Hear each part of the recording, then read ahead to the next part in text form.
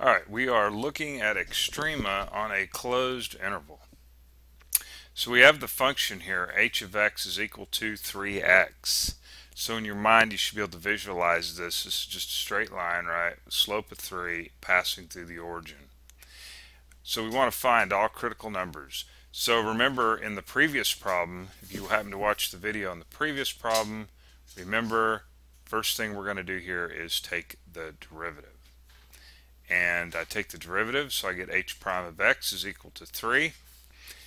And then we took this and set it equal to 0 and solved for x.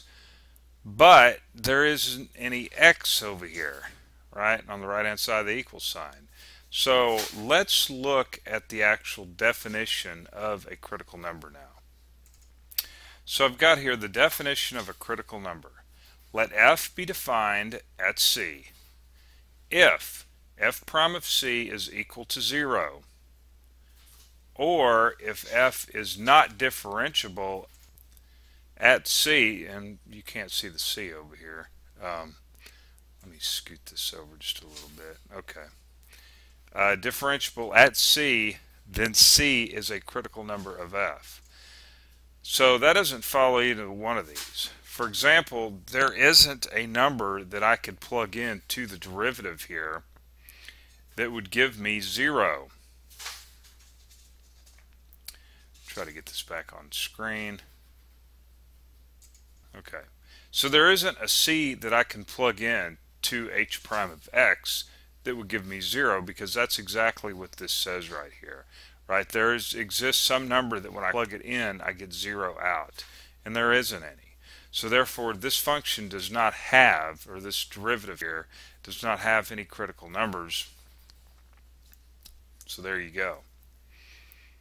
Well, let's work on down and see what's going on.